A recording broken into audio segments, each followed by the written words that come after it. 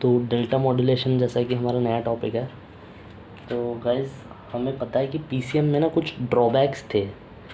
PCM के कुछ drawbacks हैं कि जैसे उसका जो एनकोडिंग डिकोडिंग का जो सर्किट है वो बहुत कॉम्प्लेक्स है।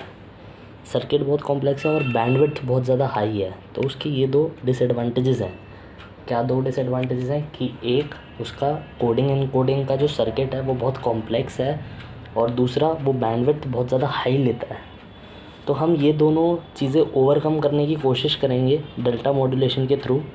अब कोई नई मॉड्यूलेशन आई है तो वो पुरानी वाले की डिसएडवांटेजेस को तो ओवरकम करेगी।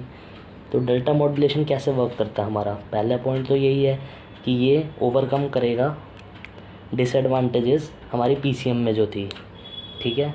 और इसका जो पहला पॉइंट है वो ये है कि ये 1 बिट्स पर सैंपल ट्रांसफ़र करता है। एक ही बिट ट्रांसफ़र करेगा पर सैंपल में, 1 बिट पर सैंपल।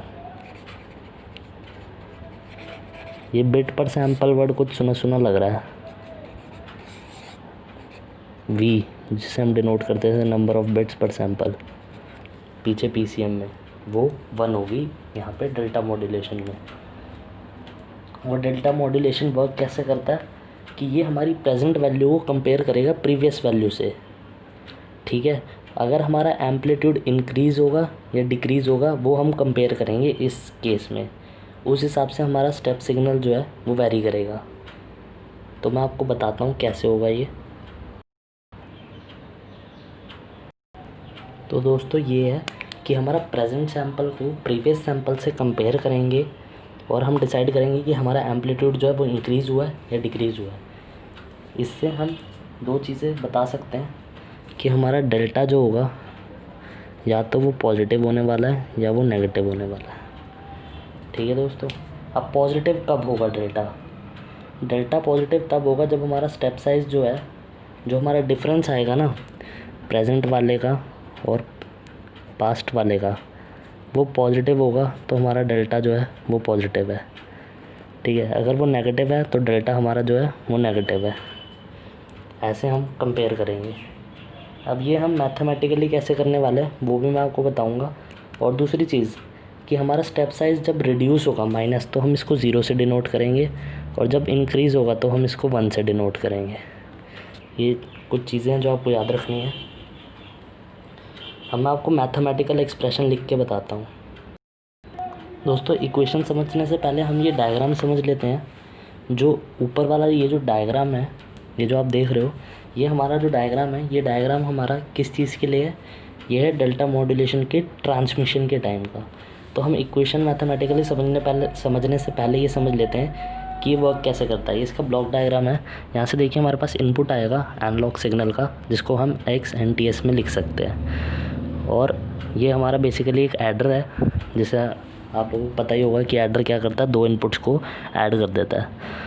तो हम यहाँ से एरर निकाल रहे हैं। हमारा एरर जनरेट होगा इसमें कुछ, जिसे हमने ENTS का, ये 1 बिट क्वांटाइज़र के अंदर जाएगा और यहाँ से 1 बिट को क्वांटाइज़ कर देगा, ठीक है। फिर हमारा ये जो है ये हमारे फिर से एक एडर के अंदर जाएगा और यहाँ पे हमने एक डिले लगा रखा है, ठीक है दोस्तों। हमने एक डिले लगा रखा है TS। वो क्या करेगा, जैसे हमारे पास मान लीजिए जो इनपुट है वो गया UNTS, तो डिले क्या करेगा, इसको 1 माइनस कर देगा, इसको ऐसा कर देगा। वो कुछ समझ पा रहे होंगे आप, UN-1 TS की फॉर्म में वो इसको कर देगा, कुछ ऐसा बना देगा वो इसको, ठीक है दोस्तों। तो यहाँ से जब हमारे पास ये इनपुट और ये इनपुट जाएगा तो हमारे पास ये एरर जनरेट हो रहा है और ये 1 बिट क्वांटाइज़र में जा रहा है, तो ये हमारा आउटपुट जनरेट हो रहा है, ठीक है दोस्तों। तो मुझे लगता है ये आपको ब्लॉक डायग्राम समझ में आ गया होगा। तो हम इक्वेशन समझ लेते हैं, इसकी इक्वेशन क्या होने वाली है। इक्वेशन जो डेल्टा की होगी वो बहुत ही सिंपल होगी। देखो गाइस बहुत सिंपल है। ये मैंने इक्वेशन लिखी है कि ये हमारा प्रेजेंट, ये हमारा पास्ट। अगर हमारा डेल्टा पॉजिटिव तो 1 सिग्नल, अगर हमारा डेल्टा नेगेटिव तो 0 सिग्नल, बस और कुछ भी नहीं है इसमें। ऐसा ही है डेल्टा मॉड्यूलेशन। अब डेल्टा मॉड्यूलेशन की एक एडवांटेज भी है कि बैंडविड्थ को बहुत ज़्यादा कम कर देता है। क्या कर देता है, बैंडविड्थ को बहुत ज़्यादा लो कर देता है, जिसके लिए हम यूज़ कर रहे थे पीसीएम की सिग्नल। पीसीएम की डिसएडवांटेज थी जो कि वो बहुत ज़्यादा हाई रखता था, तो इसमें ये बहुत ज़्यादा लो कर देता है। तो ड्रॉबैक्स जो हैं इसके भी कुछ ड्रॉबैक्स थे हमारे पास, कि इसमें हमारे पास ना नॉइज़ आ जाती थी, नॉइज़ प्रोड्यूस होती है इसके अंदर हमारे पास, जो कि दो तरीके की होती है। एक है स्लोप ओवरलोड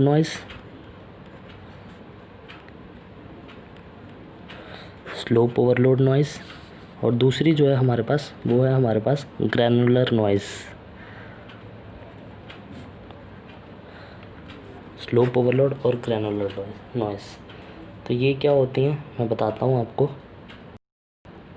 ये देखो दोस्तों, स्लोप ओवरलोड में क्या होगा और ग्रैनुलर में क्या होगा। ये हमारा सिग्नल है जो कि ऐसे ऐसे जा रहा था, डिस्टॉर्शन आई जो इससे अपर है, स्लोप ओवरलोड डिस्टॉर्शन ये है, ग्रैनुलर नॉइज़ जो इससे नीचे है।